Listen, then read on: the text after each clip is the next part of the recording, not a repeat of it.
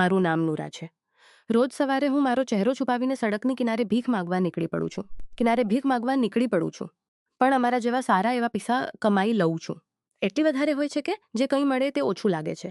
મારા પતિ નિરાશ સાથે અને અમારા 4 બાળકો સાથે હું એક નાનકડી ઝૂંપડીમાં રહું છું.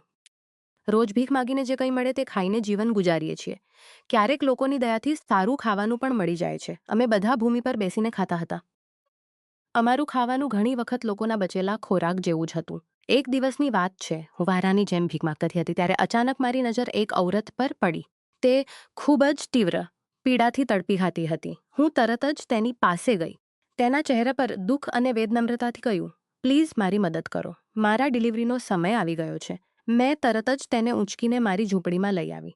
થોડી વારમાં તેણે એક નવજાત બાળકને જન્મ આપ્યો. જેમ તેણે એક નવજાત બાળકને જન્મ આપ્યો, મારા મનમાં એક લાલચ જાગી ગઈ. મેં તે ઔરતને ત્યાં જ છોડી દીધી અને બાળકને ઝડપથી ચાદરમાં લપેટીને ત્યાંથી ભાગી ગઈ. મને ખબર ન હતી કે આ ઔરતને હું ફરી ક્યારેય મળીશ કે નહીં. પણ મારી જિંદગી તે દિવસ પછી કાયમ માટે બદલાઈ ગઈ. ઘણું દૂર મારા ઠઠાવીને બાળકને જોયું તો મારી આંખો પથરાઈ ગઈ. મારા ગોદમાં એક અજીબોગરીબ, વિચિત્ર દેખાતું બાળક પડ્યું હતું. તેનું શરીર કમજોર હતું અને આંખો નાની નાની હતી. તેની રીઢની હાડકામાં પણ કંઈક સમસ્યા લાગતી હતી. તે રડતું હતું પણ તેનો અવાજ નબળો હતો. મારા પતિ નિરાશ જ્યારે આ બાળકને જોયું તો તે ગુસ્સાથી ભડકી ઉઠ્યો. અરે કમબખ્ત, તે આવું શું ઉઠાવીને લાવ્યું છે? મેં તેને શાંત કરતો ક્યાંક અને બાળકને રાખવાનું નક્કી કર્યું. બહાર કૂતરા ખૂબ જ ભૂંકી રહ્યા હતા. મને ડર લાગતો હતો તો કે ક્યાંક તેઓ આ નાના બાળકને નુકસાન ન પહોંચાડે. મેં તેને ઝૂંપડીમાં લઈ આવ્યો હતી અને ગરમ કપડામાં લપેટીને રાખ્યો. તેની તબિયત ખૂબ જ કમજોર હતી. આસપાસની ઝૂંપડીઓમાં મેં જાહેરાત કરી કે મારે ઘરે બાળકનો જન્મ થયો છે. અહીં ઝૂંપડીમાં રોજ કોઈને કોઈ બાળક જન્મતું હતું, તેથી કોઈને ખાસ આશ્ચર્ય ન થયું. થોડા દિવસોમાં લકીની તબિયત થોડી સારી થઈ તો હું તેને સાથે લઈને ભીખ માગવા લાગી. પણ લોકો આ અજીબ દેખાતા બાળકને જોઈને ડરી જતા. તેઓ ઝડપથી સદકા આપીને ચાલ્યા જતા. મારા પતિને પણ આંધી થઈ ગઈ હતી. મારા પતિને ચિંતા હતી. અમારી ઝૂંપડી પાસે જ ઔરત રહેતી હતી. તેનું નામ કૌશલ હતું. તેની નજરોમાં એવી લાલચ હતી કે મને શંકા થવા લાગી. મને લાગતું હતું કે તે કદાચ મારા બાળકને છીનવી લેવાનો પ્રયાસ કરશે. હું ખૂબ જ સાવધાન રહેવા લાગી. લકીને હંમેશા મારી નજર સામે રાખતી હતી. ક્યારેક તો હું તેને એવી વાતો કરતી કે તે મારા વગર રહી શકે તેમ નથી. એક દિવસ હું ભીખ માગવા ગઈ ત્યારે લકીને કૌશલને સોંપીને ગઈ. પણ મારું હૃદય અશાંત હતું. થોડી વારમાં જ હું પાછી આવી ગઈ. કૌશલ લકીને ગોદમાં લઈને આવી રહી હતી. તેણે કહ્યું, બહેન, તારો બેટો ખૂબ જ તંગ કરે છે. તેને તારી સાથે રહેવાની આદત પડી ગઈ છે.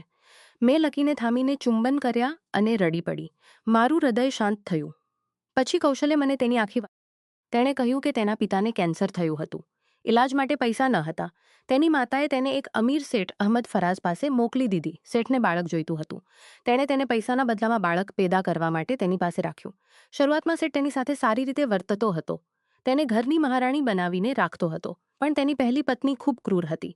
તે કૌશલને ગર્ભાવસ્થામાં પણ ભારે કામ કરાવતી હતી. ખાવાનું પણ યોગ્ય રીતે ન આપતી હતી. એક દિવસ ખૂબ ગરમીમાં તેને શહેરમાં કામ કરાવતી હતી.